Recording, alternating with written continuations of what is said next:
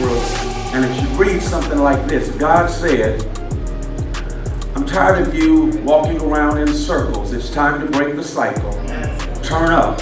Let's go north. That's my remix on Deuteronomy chapter 2, verses 2 and 3. Deuteronomy chapter 2, verses 2 and 3. And I want to talk in these few moments about cycles I need to break in myself.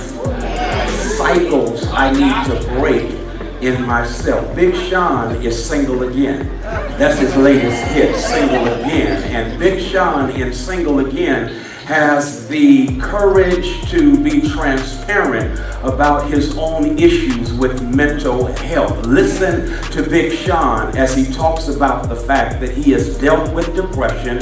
He finds himself oftentimes attacked by anxiety. And so Big Sean transparently testifies by raising this question in Single Again, and that is, what are you doing for your health? What are you doing for yourself? All right, you're listening to The Breakdown with the Tribe here at Friendship West. We are the ratchet, righteous arm, right, of that game-changing Christian movement that is Friendship West Baptist Church here in Dallas, Texas, where the Reverend Dr. Frederick Douglass Haynes III is our senior pastor. Which I think of that. How was that? Pretty cool? That was good. It was okay. So we're excited to be here with you tonight because this is a new journey we're on. This is the pilot of our Breakdown podcast and Bible study series. And so we're speaking on scripture and the culture because, watch this, we believe that the scriptures have something to say to the culture. Y'all not feeling me? Okay, Y'all not feeling me? Okay. I'm hyped here because I'm with the homies Paige, Kiara, we got Chris Norman, the Normanologist, off camera working hard to make it happen. And tonight we're talking about cycles I need to break in myself. So the whole concept of the breakdown is when we lead a pregame, which is where the party happens, right? And we have this awesome and amazing worship service like we had where Pastor Haynes preached this awesome sermon. Then we come to the breakdown, Bible study, where we have a chance to do just that, to break down, further digest some of what we heard, what we experienced, what we saw, and what we felt. So that's what we're going to do tonight, have a little bit of conversation again from the scriptures and then from the culture, and allow them to have some conversation back and forth by virtue of the conversation we're getting ready to have here tonight. So going back to that powerful night, the pregame, our inaugural worship experience for young adults here at Friendship West, Pastor Haynes preached from Deuteronomy chapter 2 about cycles I need to break in myself. An awesome word that night that I think challenged a lot of people. And I'm ready to kind of get the convo started. Paige, talk to us about cycles. What was you thinking? All right. Let's just kind of dive into the text real quick. Yeah. Deuteronomy 2 and 3 says, Yes. Then the Lord said to me, you have made your way around this hill country long enough. Now turn north. Just kind of reading this text reminds me of how we oftentimes find ourselves in a continued cycle or in a situation over and over again. It does not matter like where we start, where we try to change up to fix things, we end up back in the same situation we were kind of in. Right. Let's just kind of go back and redefine what a cycle is. A cycle is a series of events that occur regularly or repeated in the same order. Okay. Can any of you guys swim? I am ashamed to acknowledge I cannot swim. Oh. I know. It's real bad. Kiara, can you swim? I can swim amazingly well. I think I should be on the Olympic team. Okay, sis. Well, I cannot swim at all. Two for one. There we go. But it's like we jump in and we try to swim real hard, but we end up back in the same place when we come back from up under the water. And then we start to blame the water or my friends was in the way, but it was us. Right. We often tend to blame others on why we're in the same situations that we're in. And we need to reflect on us. So we blame others and we'll say, okay, well, it's my mama. That's the reason why I'm like this. Oh, my daddy left, so this is why I act this way. Or my ex is the reason why I got trust issues. But we need to look at ourselves and accept things that may have happened and just kind of move on from it. We can't allow things that have happened in our past to bind us mentally in the present and also what we can be in the future. The text mentions how God tells Moses, his people, to turn north. Do you know how many times God has tried to pull us out of our own cycles? We often miss that tap on our shoulder, like, hey, you, I'm talking to you right here because we too busy caught up in our own trauma, our own problems, our own mess. But God right here, He trying to get us out, but we stay in. God is trying to tell us, you've been in this thing long enough, so now let me lead you to a better life. But we just oftentimes we just miss that signal. We're not in tune with Him, so we just kind of be like, oh, I'm going to still do whatever I want to do. So personally, I have been in my own set of cycles, and I be asking God, I need you to come through for you, girl, because I can't do this no more. And then I go back, and I do the things that I was doing before, and I end up back up in that same cycle again. And I often wonder, like, how can He help me when I'm not even listening to Him? Like, I'm not even being obedient. Pastor also said something really good in his sermon about how some stuff has to die in order for us to live. Right. We have to get rid of some of that emotional trauma or the baggage. We have to actually deal with things that happened in our past in order for us to even be successful in the future, you know? Right. Man, okay, can we clap it up? Paige, I mean, bravo. I mean, yeah, so it's rich. Not as rich. It's rich. I mean, I was thinking about that tap on the shoulder, right? The voice of God, like Deuteronomy chapter 2, Moses being able to be sensitive to the voice of God. I mean, that's just sort of a general theme in that portion of the scriptures, right? When God is leading the people through the wilderness. But it's like a thing that we take for granted if you think about it, right? That God spoke to Moses, right? And I really thought about that man, God's voice is not always the boom, right? Jeremiah, right? It's not the firestorm, it's not the earthquake, but it's that still small voice. And man, it's so important to develop a sort of spiritual sensitivity to the voice of God in order to be able to hear what God is saying, to be able to break the cycle. I mean, that's deep. That's rich for me. But also, even when you are making time to hear that, literally that faint voice, what about when you have the crowd around you that don't necessarily know how to discern that voice? They drown out the noise. They don't know what the noise is, or they may feel as if, no, you just probably really do need to go talk to a therapist. Maybe you're just going crazy. So, or maybe they raise the level of the noise, right? And so it becomes even harder to hear and distinguish that voice of God. That's deep. I'm with it. All right, you ready? Yeah, Talk for to sure. us. The cycles. So, as we're speaking of God saying you've been wandering around the hill, the country long enough, the hill country long enough to turn north. Right. I know many times we probably feel as if because we got ourselves in this mess, we're the only ones who can get ourselves out of this mess. And specifically verse 2, at this time, Moses said, the Lord said to me, I want to make sure that we also raise up the faithfulness of God, because God could have easily ignored the people of Israel, because that's exactly what they did to God. So, however, God is only God can. He still interceded and spoke to Moses to redirect the people of Israel. So just because we got ourselves into whatever hole or depression that we got ourselves, that we feel as if maybe we're alone in, I definitely want to make sure we understand God did not go anywhere. Just because we decided to make decisions that weren't based off of what God told us, God did not go anywhere. God is still with us. Now, whether or not God is waiting for us to go ahead and say, okay, I submit, I am no longer making decisions for myself, that's going to be on us. And so also for verse 3, God intentionally says, you have been wandering around the hill. God explicitly making it clear that this wasn't my plan for you, going in circles, not making any progress. And again, keep in mind, this is 38, almost 40 years that these people are continuously deviating away from God's plan. And so look at how even God describes their traveling around the hill, wandering.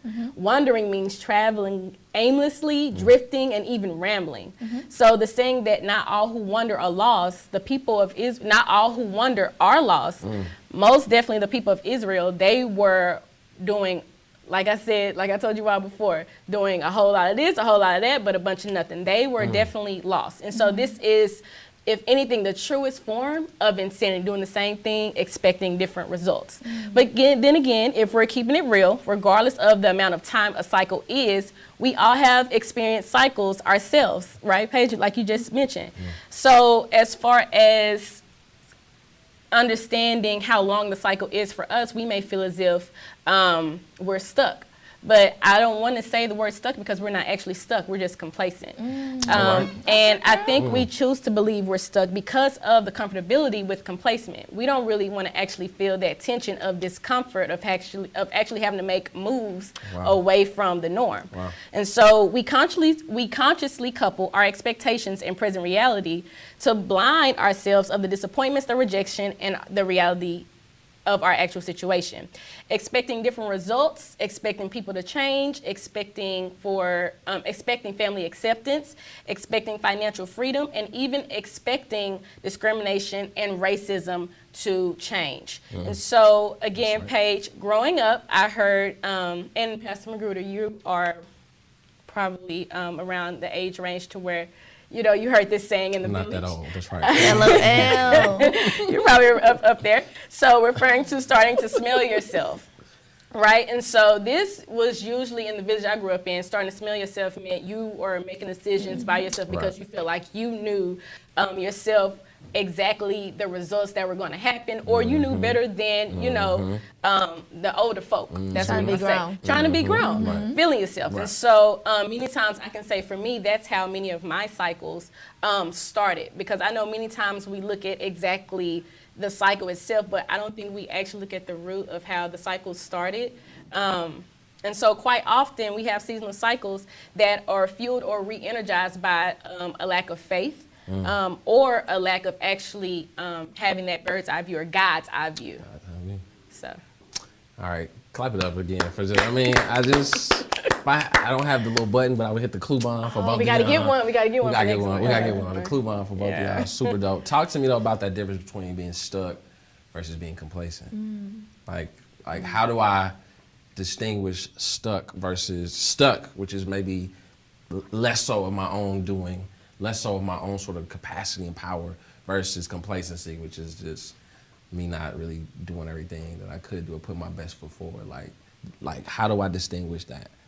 Or what's a good way to distinguish it? I think I have something in mind, but give me some insight from your perspective. Okay, so stuck is, I'm referring to there is actually no way out. Okay.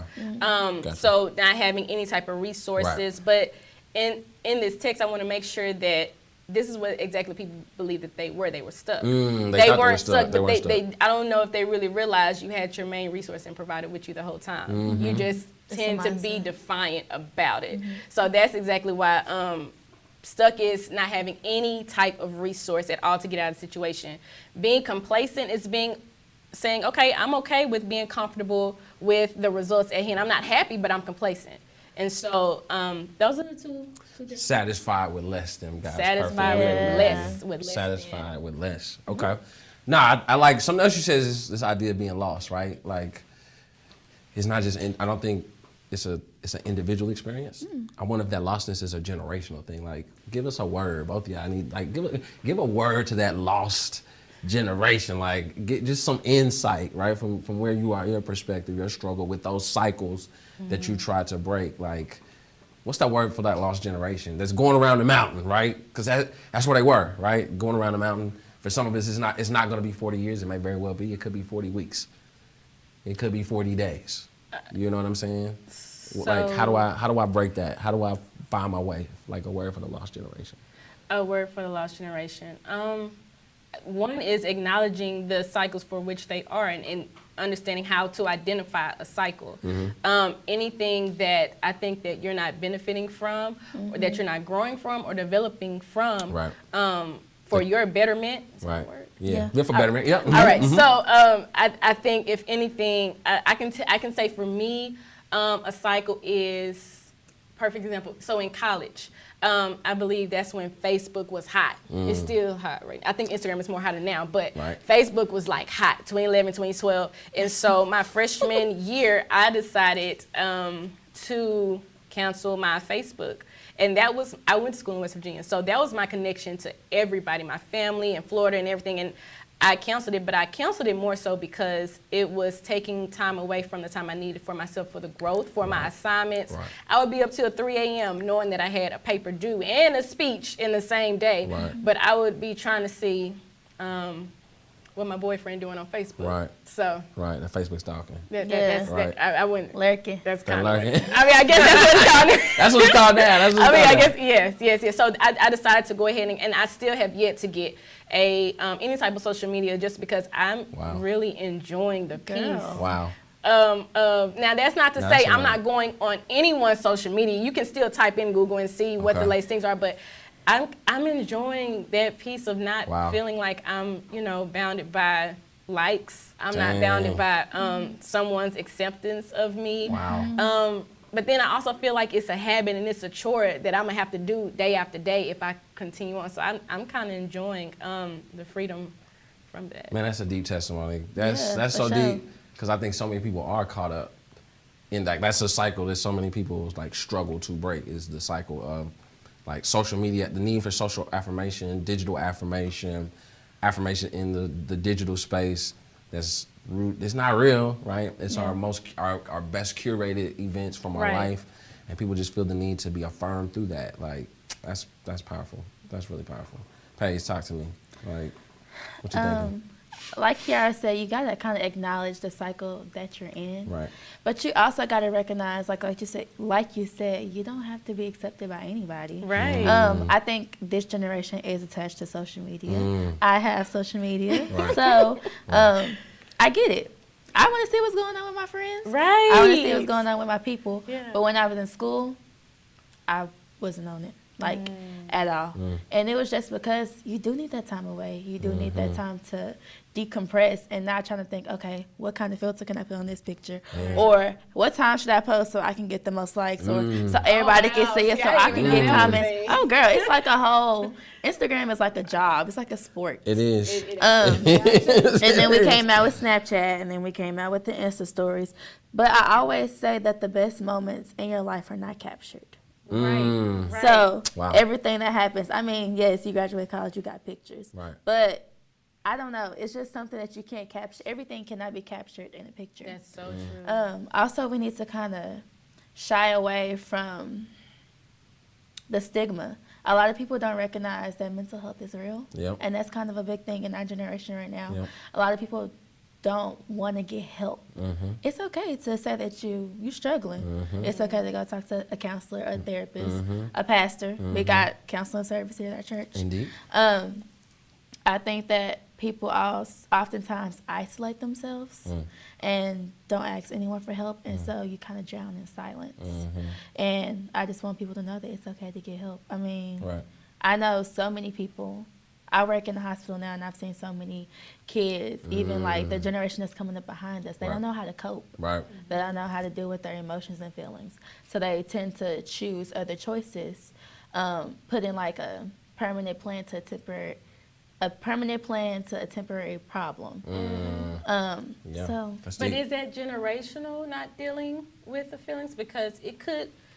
I think it could starts be- from people above us. Right. I think it starts. I honestly believe family. Yeah. If you We don't talk about if it. you don't Right. feel as if you're shown love, appreciation at 5 or 6, you definitely won't know exactly how to express it or to even call it love. Yeah. So I mean, I definitely think that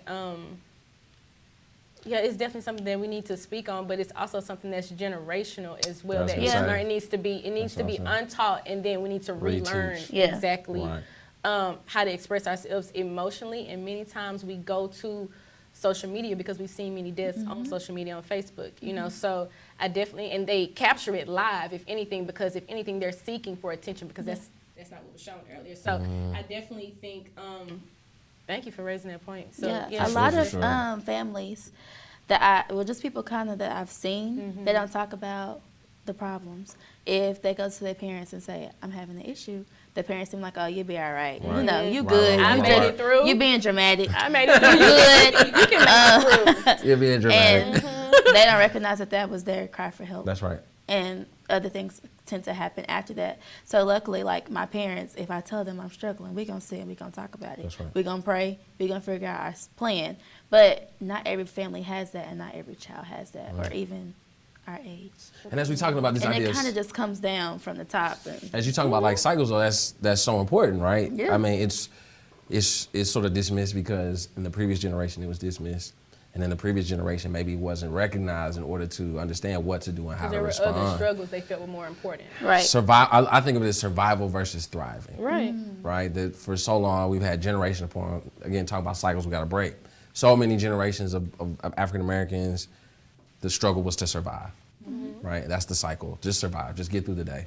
And so now we're in a different kind of, we've got to transition from survival to a sort of thriving model. And it's so difficult if you don't have those resources because of the cycles of dismissal and delay and denial and so forth and so forth and so on.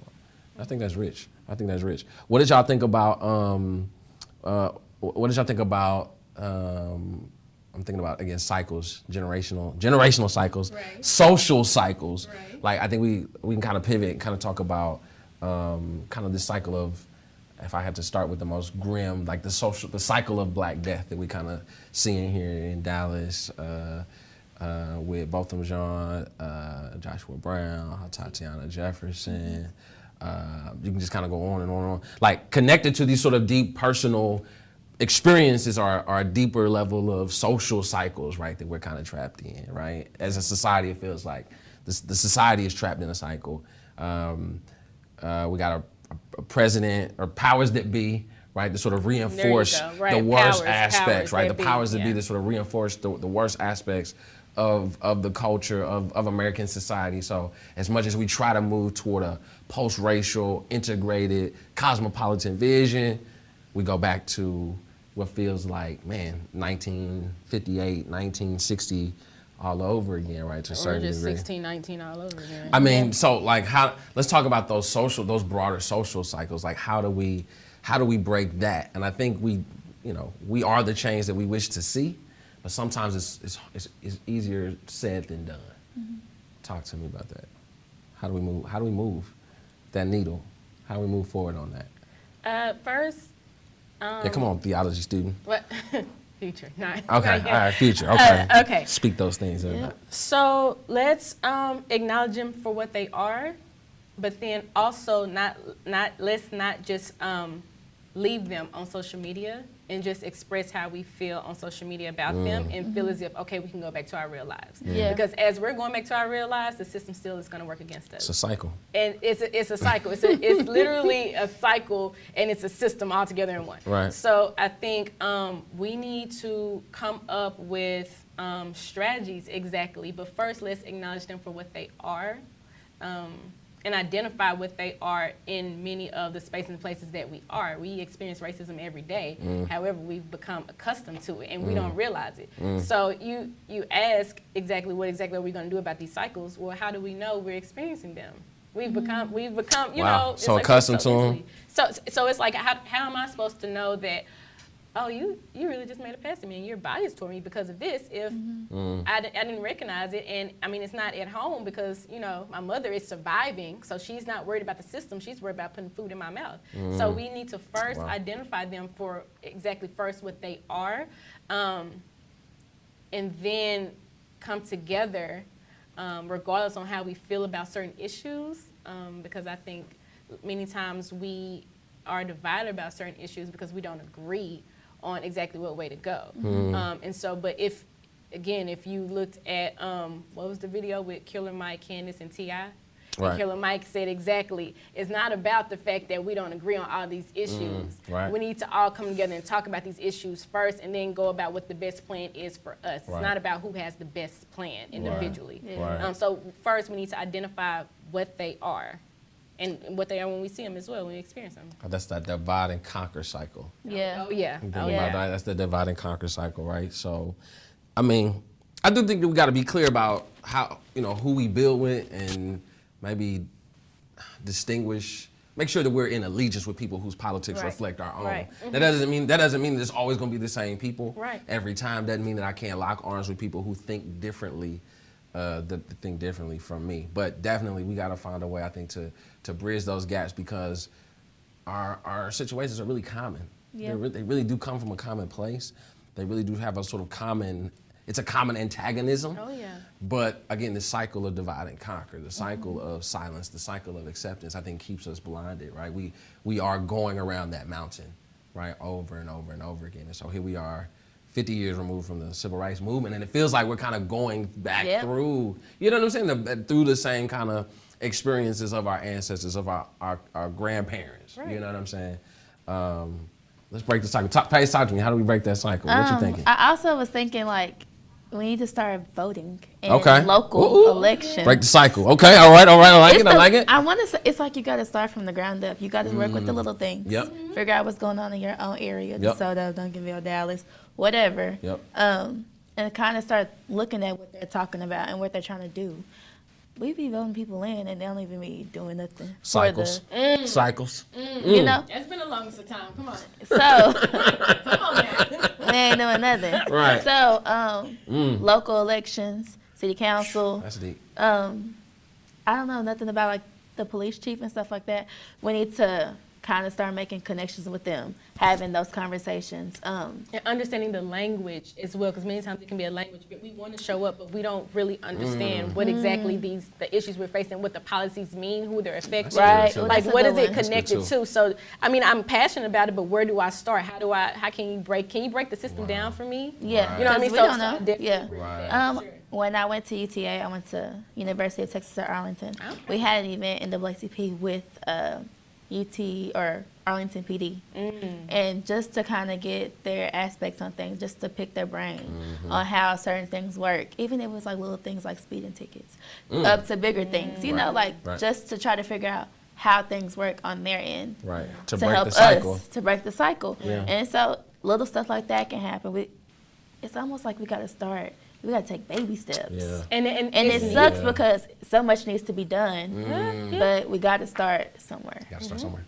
Baby steps away from the mountain. Away. away from Baby the steps mountain. away from the mountain. Going north. Going north. In the direction God told us to go. I love it. Kiara, you said you went to school in West Virginia. I did. What was that like? I'm just interested. I'm curious about what like racism was like, or if you had any, you may have not had any experiences of racism in West Virginia. Don't let me assume. What was that like? I know for sure, I can give you two experiences. I know for sure, one, if I wasn't bringing in any money to the school, being a student athlete, I definitely would have experienced many encounters with racism for sure.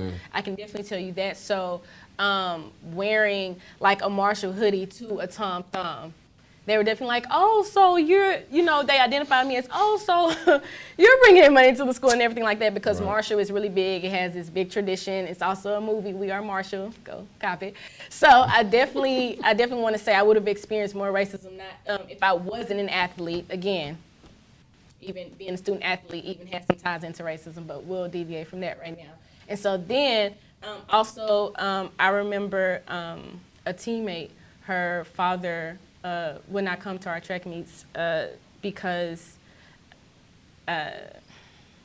I'm now ashamed to say it, but he wouldn't come to the track meet because he felt as if she had more black teammates who she ran with. Wow. She ran on the 4x4 with us. Wow. So he felt as if, your team isn't diverse enough for me to want to come out to it. And she was a long sprinter. But she had a great 400 time.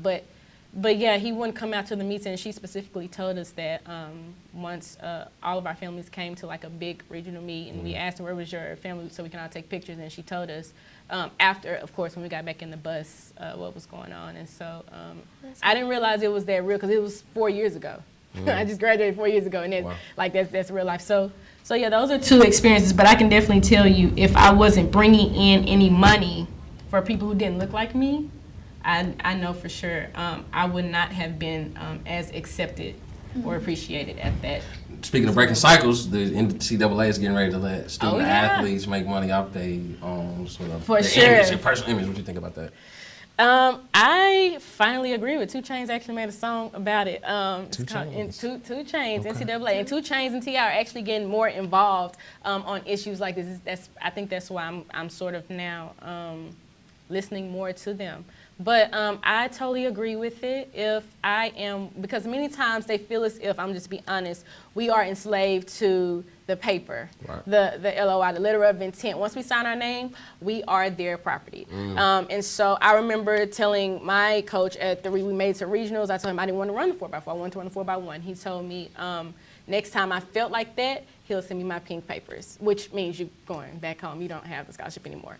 And so I can definitely tell you, if I'm working hard, if I'm busting my tail off, I believe. Hello. I like the way you put that. I mean, that's just what it is. If I'm busting my tail off day in and day out, if I'm sacrificing my rest, if I'm sacrificing my academics, literally, that's something that needs to be talked about, then I believe I am owed what's due to me. So I definitely agree with it.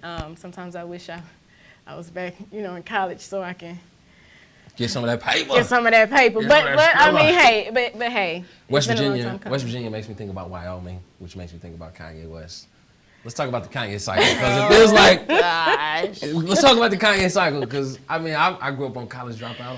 I'm from that generation. That's how old I am. Late registration? Was that after that? Late registration after college. Yeah. dropout. Oh, okay. I'm So college that's dropout. when I am. Okay. I'm college dropout. Oh, wow. Okay, so Kanye has these cycles. He's on it. He's speaking for the culture, and then he takes this turn towards something crazy.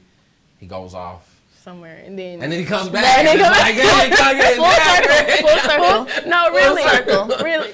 Kanye's back. And then he goes to Utah and says something crazy, and it's like, oh, he's gone again. Yeah. Jesus King came out. It's gospel. It feels good. It sounds good. Like, you don't want to like it, but you can't help Yeah. liking it. You gotta listen And to Chick-fil-A. I'm not saying it's better than anything Kirk ever did. Kirk is the first person to kind of take us there sonically. Yeah, acknowledge him for what he is. Yeah. Big ups right, for sure. big ups to Kirk Franklin for Yeah. all that.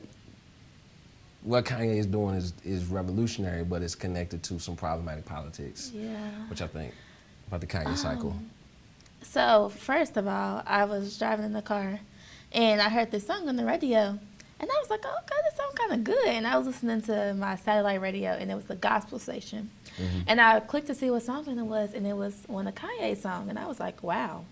I mean, I'm actually kind of you liking liked it. this. I'm liking it. You liked it. But then I started to feel a little bad You felt because of guilty. everything that he kind of has done and Mm-hmm. the things he said has been like off the wall. I don't know. Jesus is King is kind of dope. And it's a dope message. And I don't think people want it to be dope because Exactly. of what he has Who he done is, and right. who he is. Right. But, I mean, we can't judge people, right? Right. We're not supposed to judge. Right. And we're supposed to forgive, right? We're supposed to And forgive. provide that space, that open space for. But it's like, ooh, Embrace but it. you went and hung out with the doctor. You went and, talked to him. And you went and did other things.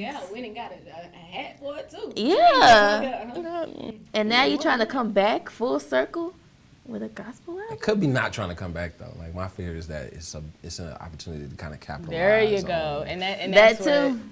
I don't know if this is a Which is spiritual another cycle, journey. though. Is it a But go spiritual ahead. journey? Yeah. Or really? is it capitalizing off of religion? Or capitalizing off your spiritual journey. Mm-hmm. What if it is a legitimate spiritual journey, but you capitalizing off of it because you're a capitalist, and That's what you do. that's what you do. You know what I'm saying? The Kardashian machine is Oh, gosh. well oiled, well healed, Yeah. and it won't stop until it has Everything. black. So I don't know. I think. You got mixed emotions. Yeah, I'm with you. I feel the same way. Like, I want to offer space for redemption, and at the same time, like, you got to seek forgiveness, right? It says seek ye Yeah. first the kingdom, and kingdom. it has to be legitimately sought, right? Right. And so this is I think this is where that personal faith and that social justice faith, I think, sort of meet. Is where my personal lived experience for Jesus result in the continued oppression of somebody else? If it does, then I think I should be evaluating my vision and my understanding of Jesus, right? If I'm the only one benefiting, if I'm the only one coming up, everybody else is sort of being exploited. It's other voices. Think about it. It's other voices who are kind of making the new Kanye sound. It's not Kanye, which has been in the past, like a masterful producer, halfway decent lyricists, but it's other people's voices Yeah. that are lending like credibility to this new sound and this new turn. So if other people are being stifled, stymied, I'm the only one coming up, and I'm doing it in the name of Jesus, I think I got a responsibility to take a look at my understanding of Jesus. Kiara, am I wrong? I just think that's probably why the court is still out as far as I'm concerned on Kanye, because I am still forgiving Kanye. I think for me, that's a process. Yeah. Don't get me wrong. Like I said, the Chick-fil-A Sunday song is dope. I play it at work, I haven't and heard it. all of my coworkers, we laugh at it. That's what actually wakes us up. Okay. But I definitely, as far as the spiritual journey, if that's a spiritual journey, by all means, But at the same time, I can't say I will participate in it right now. So You're not gonna participate? I can't participate right now. So. Man, Kanye, if you're listening, we want to love you, brother. But It's all right. come talk to Pastor Haynes, man. I feel like a conversation with Pastor Haynes would do you some good, man. Yeah. Most definitely. And I was vibing on the life of Pablo. I was like, okay, you trying to do a little something. And That's real obscure, Kanye. That's I haven't heard. I'm with it. I'm not judging. I'm just saying. I I'm liked real it a obscure, little bit. I was like, okay. Life of Pablo. I mean, if you listen, some of the lyrics is a little Kanye. little, yeah. Raunchy. But Jesus walks though. With me. But that was way before. That was way before. That was a little bit before. What was that on? Because I know he said he Jesus wanted Walks to is change. a college dropout, right? He said he wanted to change some of the lyrics of Jesus Walks because of where he is in his life right now. And so, I don't know if I would want him to change why not show that progression? Why not leave it as it is and show that progression? What do you think about him asking his wife to wear more clothes? What you think about that? Oh, on the Met Gala. I think so, yeah. It was I dealing guess with that's the what it was. outfit. He felt I just as saw it. if it was his wife, and I still have some issues toward that. I'm gonna just call it what it is. I think it's sexist. And On Kanye's part. on Kanye's part, Right. to feel as if since you're my wife, you should do this, this, and this. I mean, what is Kim property? I mean, regardless of how we feel, is she property? She's a woman. She does the same thing that you're doing. You all are both. I don't even know what Kim does anymore, but I know she's making millions and billions. So it is what she's doing something right. Yeah. But what I'm saying is, as far as him feeling as if he can dictate what his wife wears, him designing her clothes, regardless if he's flying in and out of the country. I know he's doing that too to make sure he has the best clothes for her, whatever. I still feel as if he is dressing a dog. That's how he feels. That's what he feels he's doing. Kanye got some cycles under himself that Yeah. he needs to break. Yo, this has been great. I want to do this again. Can we do this again? Soon? Can we? Okay. It'll probably be some other voices at the table besides myself, but I mean, I think I want to keep you guys as the core of this team. You guys are awesome tonight. You all have been listening to The Breakdown with the Tribe. The breakdown. The Breakdown with the Breakdown. Tribe here at Friendship West. We are that Ratchet Righteous arm. Can I keep that? Should we keep that? Yeah, Y'all like that? The Ratchet Righteous I like arm that, I like of the that. game-changing Christian movement that is Friendship West here in Dallas, Texas, where the Reverend Dr. Frederick Douglass Haynes III is our senior pastor. We've been here with Kiara Haynes, Ms. Paige Henderson. I'm yours truly, David Malcolm Magruder. Thank y'all. All right. Thank Peace. you. The narrative of the life of Frederick Douglass. Right. I Powerful. literally just started reading that like 3-4 days ago. Powerful. Yeah.